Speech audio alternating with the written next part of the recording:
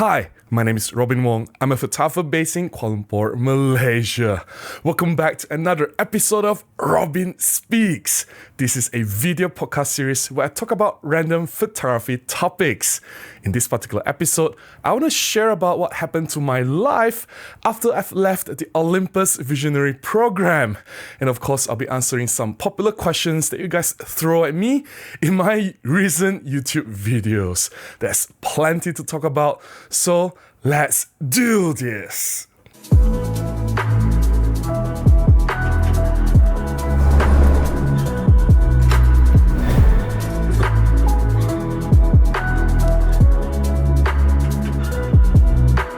Before we start, I just want to say that I am taking a 2 weeks break.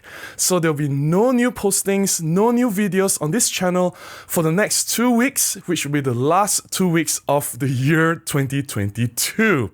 But don't worry, I'm not going anywhere. I'm just taking a short break, a much needed break, and I'm coming back fresh early 2023. There'll be January New Year. And boy oh boy, I have a lot of interesting content lined up. And I can't wait to share them with you guys. So don't worry if you don't see any updates from me for the next 2 weeks. I just need some time off. I need to spend some time with my family and friends. It is the holiday seasons. I'm celebrating Christmas, my birthday, as well as the coming New Year. So hey, this is the tradition that I'm also doing for the past 2 years. So I need my break. Don't worry, I am coming back. Earlier this year, sometime in March, I announced that I've left the Olympus Visionary program. I quit being the ambassador. I've made a video to talk about that. I'll put the link to the video up here. I'm not going to repeat myself, the story of what happened, how I got involved with Olympus, and why I decided to leave them. But what I want to do here is to share about what happened to me, my life, after I've quit the Visionary program. It has been about 9 months now. And of course, I want to address some of the questions or the comments that I've received from many of you guys. And boy, oh boy, some of these comments can get really interesting. The most popular comments that I get is people asking me to switch, to dump my Olympus system and go full frame. Let's try Sony mirrorless full frame, or why don't you try Panasonic full frame or Panasonic Micro Four Thirds, or why don't I go to Fuji system because hey, I'm no longer tied to a brand, and because I left the brand, I must have had some issues with the brand. I hate the camera now. I wouldn't want to use Olympus. I wouldn't want to touch the Olympus. Let's just switch to a new system. Hey, let's go mirrorless. Once you go full frame, you'll never go back because you know you have 2 stops, 3 stops, better dynamic range, better high ISO, more resolution. You can get like 50, 60 megapixels. And why do you want to use the inferior Micro Four Thirds? It's time to move on, get something better, upgrade. It's time to, embrace the future, blah, blah, blah. I receive so many of these comments, and it gets really annoying and somewhat frustrating.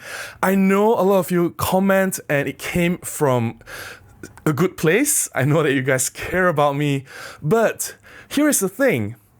Just because I've left the Olympus Ambassador program, just because I distanced myself from OM Digital Solutions, it doesn't mean that I hate their products. Just because I left them, the main reason was because, hey, they ignored me for more than 1 year. They have new product releases. Although I'm the ambassador, I wasn't informed about any of the new releases. They seemed like they didn't want to have anything to do with me. So I thought it's time to move on. So my issue was with the people that's running the business. My issue is the people, the marketing department of OM Digital Solutions. I have zero problems with Micro Four Thirds products. Okay, zero problem may not be right. I do have my issues, or I do have certain things that I wish the Olympus or OM system cameras can improve, but generally I don't hate the products. I believe in Micro Four Thirds system. I like that these cameras and lenses that Olympus or OM system make, they are really small, really portable. I love the M-Zuiko lenses. They are light, they are super sharp. And generally the Olympus OMD system, I've been using them as my workhorse for my professional photography jobs. My clients are happy with my images. And just because I've quit being an Olympus ambassador, it doesn't mean that my Olympus cameras have stopped working. Just because I've quit being an Olympus Visionary, it doesn't mean that I automatically stop believing in the system. If I say that Olympus is good, if I say that Olympus can deliver the shots while I was an ambassador, even after I've quit, that did not change. Now, I don't know why people will assume that, after a person have left being an ambassador, they stop believing. I don't know. Maybe it's because a lot of other YouTubers or reviewers out there, they only want to promote a brand if they are being paid to do it. Unfortunately, here is the harsh truth. While I was being ambassador, I wasn't really being paid. Yes, I get some benefits. Yes, I get some discounts if I purchase the gear, but I wasn't getting paid. It's the same with a lot of other ambassadors that I know, my friends. It is more like a mutual benefit, like I scratch your back, you scratch my back kind of relationship, right? You have to believe in the system first. And I have been actively shooting with Olympus for so many years before I became an ambassador. It's because I already genuinely believe in the system. That's why I can help promote the brand. Right? And just because I was the ambassador, it doesn't mean that, they pay me to say certain things. No. When I was an ambassador, I genuinely believe in all the things that I said. I was really impressed with the 5-axis image stabilization. The images were really good from the OMD system cameras. I love the Olympus colors, and they have never failed to reliably give me the images that I need, which I deliver to my clients. And I genuinely love the sharp images that came from these Pro or even the Prime lenses from Olympus. I still believe them after I've left Olympus. None of this changed. So why would I want to switch to a full frame camera, or why do I want to switch to Fuji system or Sony system or anyone else? Why would anyone immediately imagine that, after Robin have left, he will immediately go and get this new system, he'll dump his Olympus system, and he no longer believes in this system, and it's time for him to embrace. It's like, some reviewers, one day, this brand sponsors him and asks him to be ambassador. Okay, he promotes Nikon is the next best thing.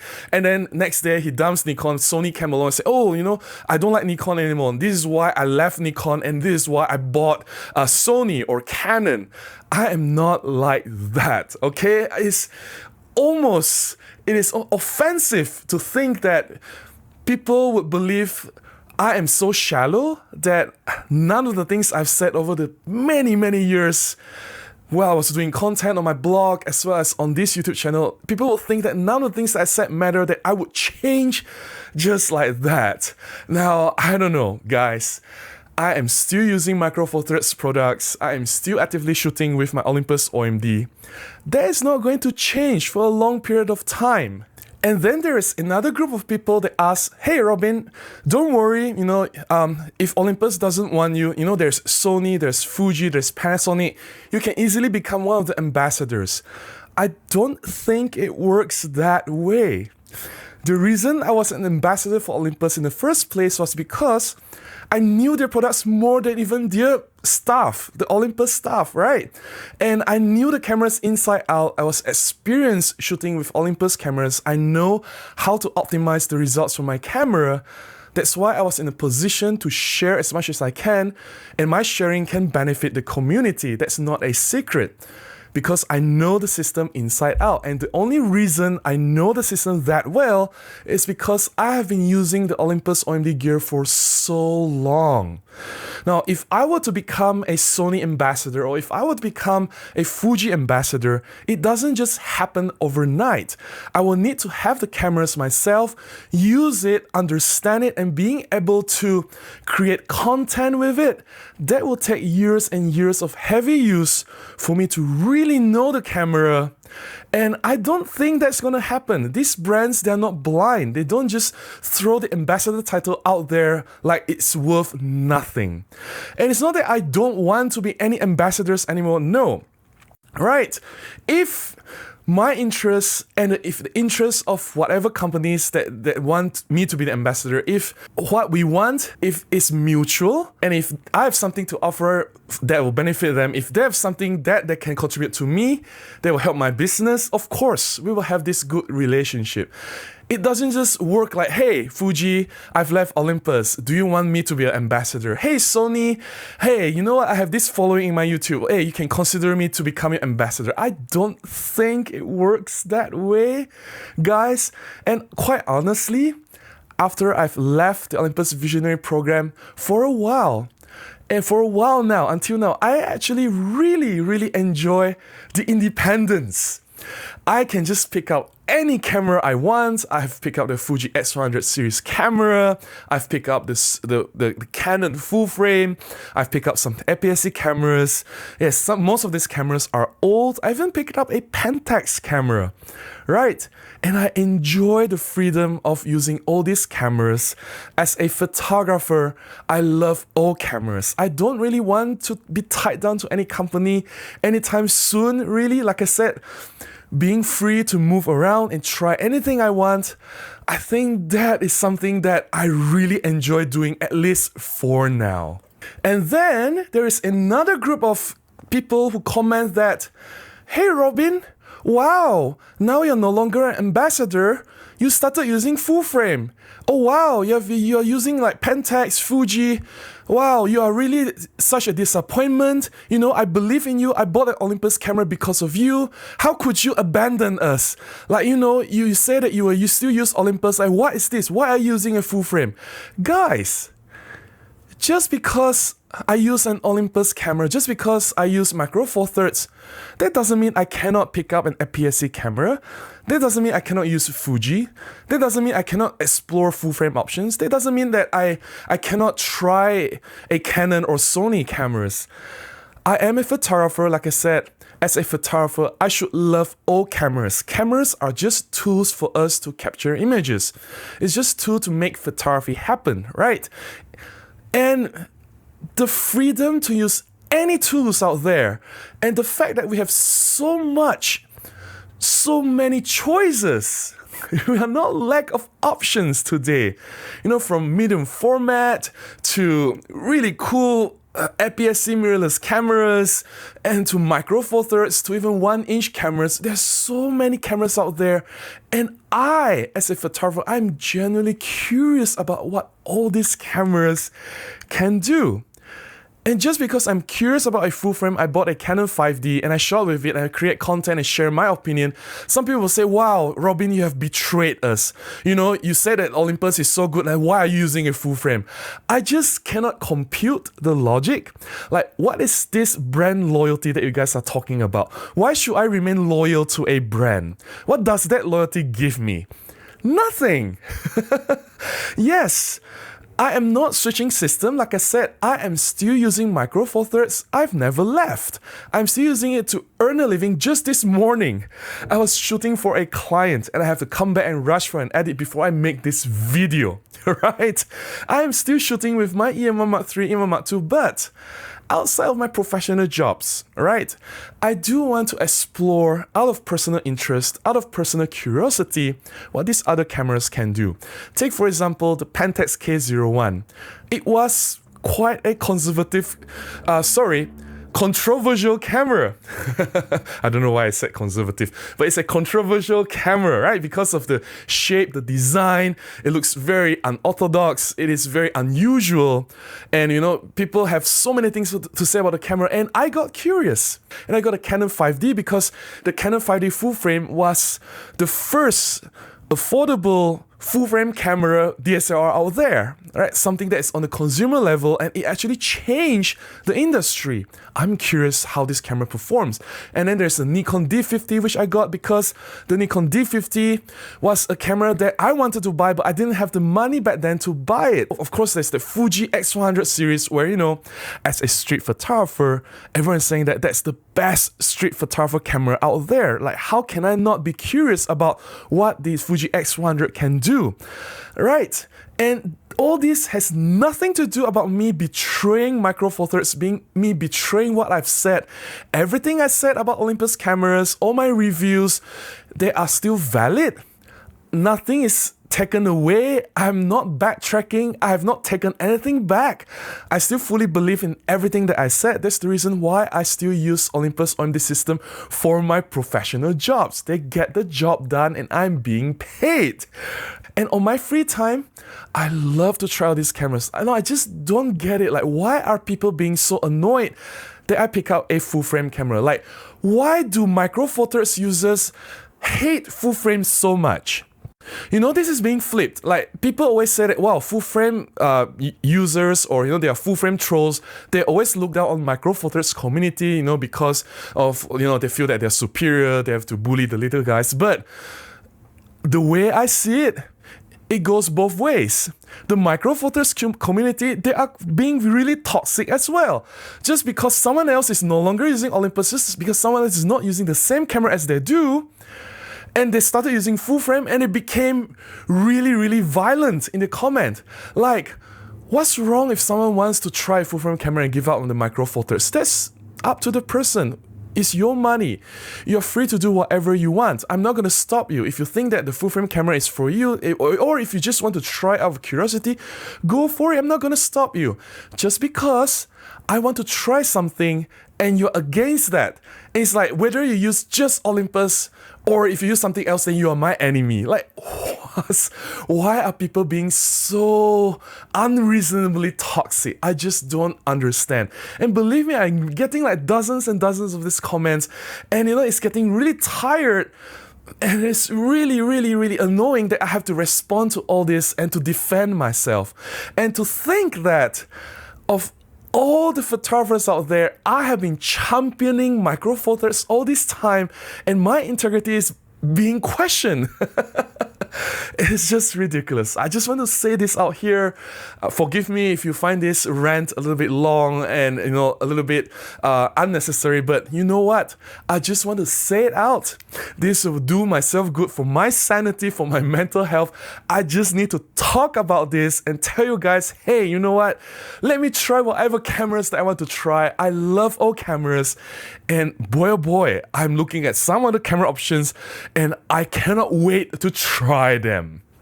And then I know some of you will say, but Robin, you shouldn't be really listening to all these people, you know, if they are not your supporters, or if they're not your fans, or not your followers, why do you even bother listening to comments? Now, here's the thing. The comments matter to me because without you guys, if I don't listen to you guys, there's no Robin Wong. I'll just be talking to myself, right? The only way for this YouTube channel to work, the only way for content creators to have some sort of validity is to have interaction with the audience, right? The audience response. Now, I know that there are some troll comments, some people are just being abusive and unreasonable. That's fine, I can filter them. But if the same comment is being repeated, then I should address them, right? At least you hear from my point of view, or at least I should clarify my position. And I don't think I'm being unreasonable here, right? And if people care enough to comment, and I guess they should listen to what I have to say in response to that comment. So it has been 9 months since I've left the Olympus Ambassador program, and quite honestly, in my life, nothing much has changed. I am still shooting as a full-time photographer. I take as many jobs as I can.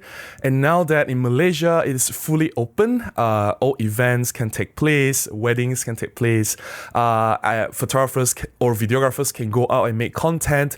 So I've been shooting a lot. I've been getting more and more jobs now. I've been shooting quite actively, and the jobs are coming back. But I will say that the recovery It is recovering, but not at the rate that I wanted. I'm getting jobs, yes, but it's still not the same amount of jobs that I get before the pandemic, before the lockdown happened. But don't get me wrong, I'm not complaining. The jobs are coming in and I'm earning money. As a photographer, things are looking better and better as months go by. Photography is not the only source of income at the moment. I'm still making content on YouTube. I'm getting a little bit of income from the Google ads. And of course, you guys have been really generous in contributing the buy me coffee or direct contribution to my PayPal. Thank you so much, guys. And you know what?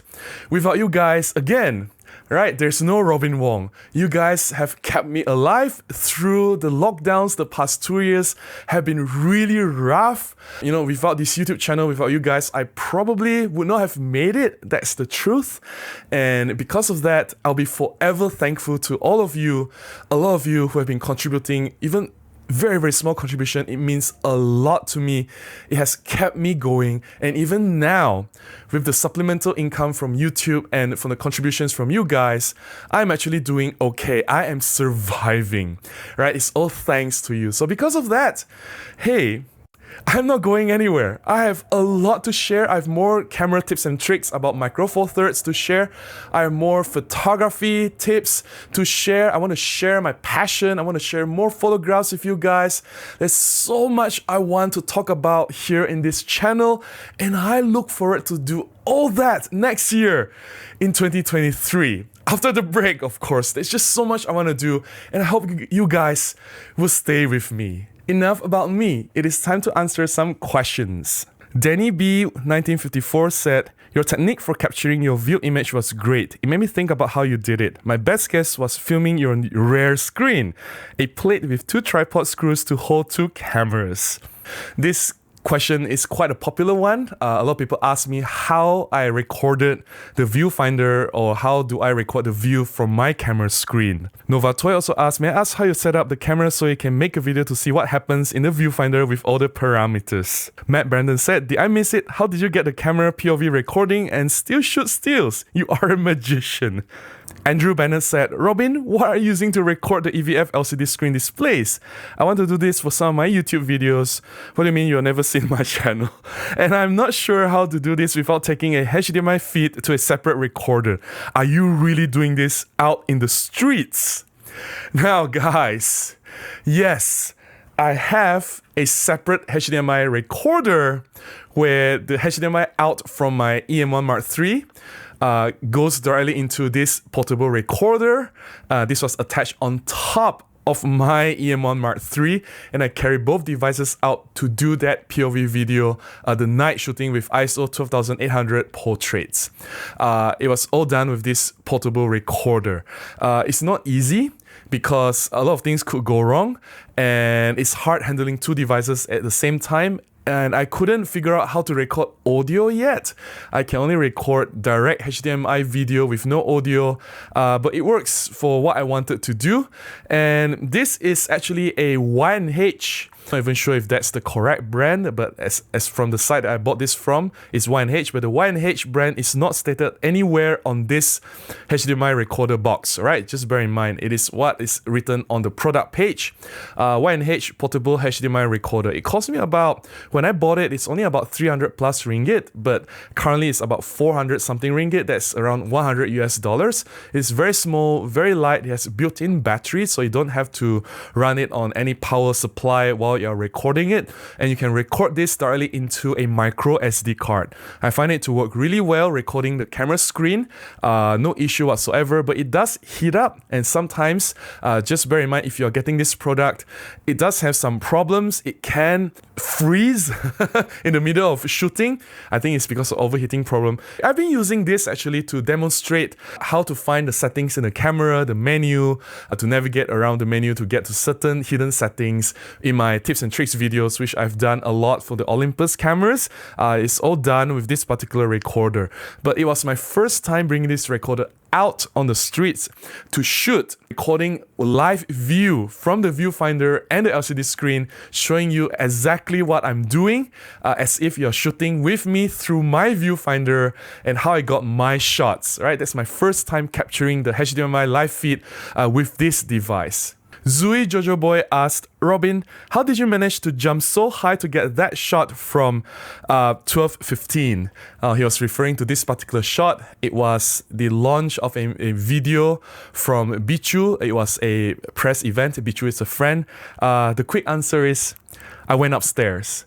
So there was like a mezzanine with an overlooking balcony where I can shoot from a really high angle looking down onto the stage and the crowd. Right, a quick tip for event photographer or even any photography in general. If you can find a high vantage point, if you can shoot from the top, it can create a really dynamic view. It can add variety to your composition. It can make your series of photos a lot stronger because you're looking from the top, and that can really up your game in photography. So look around if you can climb, or if you can go to the upstairs, or if you can go higher somehow to get that elevated point of view. John Gordon asked, Robin, please give me a recommendation on the best way to get around achieving great audio using my Olympus EM10 Mark III. No audio jack on the camera, so many great features otherwise. Kind regards. Now, John, one way I can suggest to you is to get an external voice recorder. If you don't want to do that, you can also use your smartphone, but you attach a lavalier microphone or lapel microphone. You attach the lavalier microphone on your shirt and then run the wire into the smartphone or the external voice recorder, and you record your voice separately. Now, while you're using your EM10 Mark III, when you're recording yourself on the EM10 Mark III, you also have to record audio. So there's that audio from the camera which you will not use, but you record the audio regardless. And then at the same time, while you're talking, record a separate audio externally into your smartphone or your voice recorder. Now, on your video editing software, depending on what you use, I'm currently using DaVinci Resolve. If you load both the audio file from the recorder or the smartphone and the video file from your camera, and if you put them together, you can automatically sync the audio. There is a function to match the waveform. So the editing software will find the waveform from your audio file and the camera's audio file, match it, and you can either use both together or you can replace the audio file from the video with the good audio, clean audio from your voice recorder. Now find a really good lavalier microphone, and I think that's the best microphone if you want to use it outdoor. It can isolate your voice really well if you place it near your mouth. That's the kind of audio setup that I do for myself when I go outdoors. The only difference is I feed the audio recording directly into the camera instead of doing it separately. But you can do that easily. It's just that you have to handle two separate devices. You can sync that up easily in any modern video editing software. I hope that helps. Steve C said, Robin, could you please post your viewpoint about copyright watermark that people imprint on their photos? I find it stupid and pretentious. Anyone with a little knowledge can steal a photo and make it their own. Given that so many people follow you and respect your opinions, thank you. I'm thinking it would be good for you to share your thoughts. Thanks for suggesting the topic, Steve. Gladly I can share my opinion. Now, it depends on the reason why someone would put a watermark on their photographs.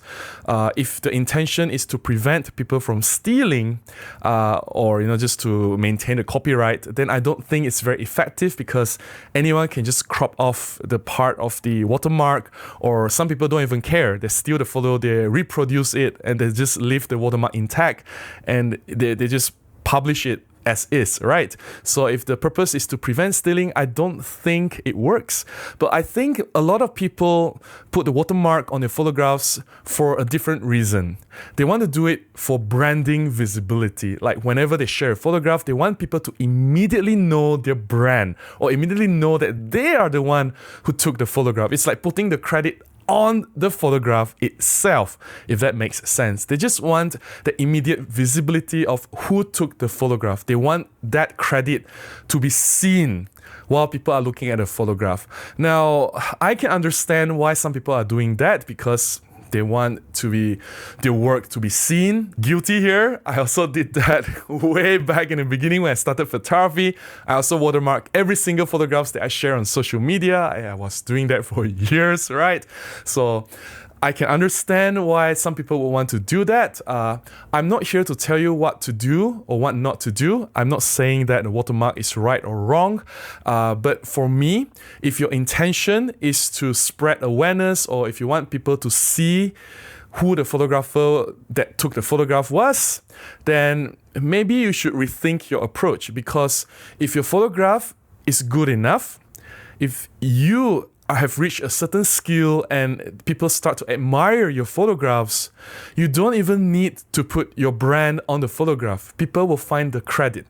And every time the photograph is being posted, if it's not from you, right? If it's elsewhere, there should be a photo credit, right? Or if it's from you, let's say it's on your Instagram account, on your Facebook, or on your website, obviously people know it's you. You don't even need to put your watermark on the photograph anymore because it's on your website, your name is on it. If it's on your Instagram account, your name is on it. So people know that you posted this photograph. It's very immediate. People know that it's you, right? The branding is very clear. The photograph is associated with the owner of the account. In the case where the photograph is being published elsewhere, if it's a reputable publication or if it's other sites, well, just make sure that you're being credited. And there's a proper protocol where people will credit, oh, this photograph was taken by, Brandon or whoever and is used with permission, right? That's the right way of doing it. And I hope that people learn and get themselves educated on how to credit other people's work properly, right? That's a different topic altogether. But what I'm trying to say is once you reach a certain level, you don't have to worry about your photographs not being seen. If your photography is good, people will know, and people will know that it's you. Now, knowing that, moving on as I've become more established as a photographer, when I learn more about photography branding, then I realized that adding the watermark, it actually tarnished the image. It destroys the photograph. A photograph is a photograph. Any other external elements, any graphics or words whatsoever should not exist on the photograph itself. If you have something to say, you can say it in the captions. You can always add captions to the photograph, right? Instagram, Facebook, Flickr, anywhere that you share a photograph, there is always a space for you to tell your story, what goes on behind the photograph, what's the story that the photograph is trying to tell. There is always a description or the caption that you can add onto that instead of putting that whatever words or your brand directly into the image itself. I believe that's the right way to do it. I want to encourage you to also be confident about your work. Take ownership of your work. You are you, no one can be you. So you should be proud of your own photography. You should be confident about your quality of work. And if you truly are confident about your work, then you don't need to put your name on every single photograph. Mohan Singh asks, where do you purchase these cheap cameras from? Locally here in Malaysia, there are a few places that I find my cheap camera purchases. The main one is from Carousel. It's a local buy-sell market for used products. Photography or camera is a huge part of it. You can hunt Carousel. And of course, there are physical shops where you can actually walk into the shop and look at used products. Some of these shops are KLDSLR or YL Camera, and these are large, established, well-known shops, right? So there are quite many ways to get cheap used cameras out there. Soya Sauce asked, what camera settings do you use? I can't seem to get the colors quite right. Now, my specific settings on my camera are auto white balance, and I shot in RAW. And whenever I post-process my photographs, if the colors turn out wrong, or if I want to change the colors, I will normally just adjust the white balance. And it's always the white balance that screws up the color. So if there's something wrong with the color, the first thing you should check is your white balance setting.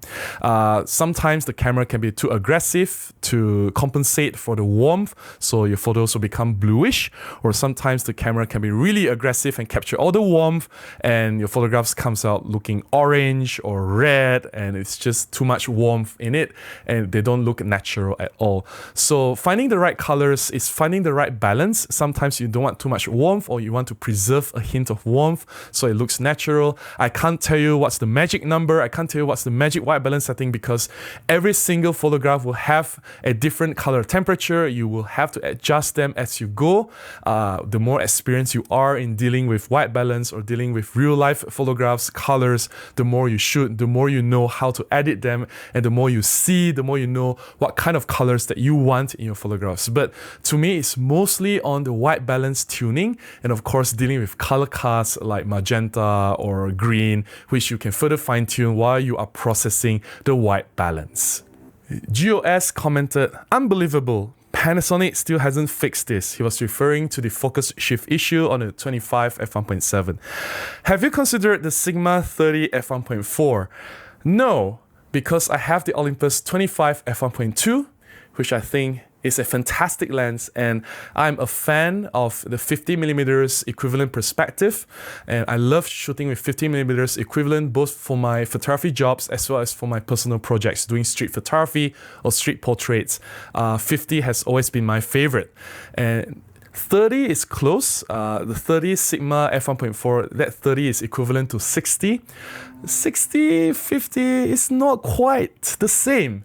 50 is 50, 60 is 60. And like I said, I like 50. So I already have the 50 equivalent, and I'm perfectly happy with my Olympus 25 f1.2 Pro lens. That's all I have to share in this particular episode of Robin Speaks. I hope you have enjoyed this session. If you have further questions, please leave them in the comments below. I would love to hear from you. Like I said, there will be no more videos for the rest of this year, at least for the next 2 weeks. I'm taking a short break. I just need to unwind, relax, chill, recharge before I return fresh next year, 2023. So have a very Merry Christmas, everyone. Have a great time with your loved ones. Have a joyous celebration, and have a wonderful new year.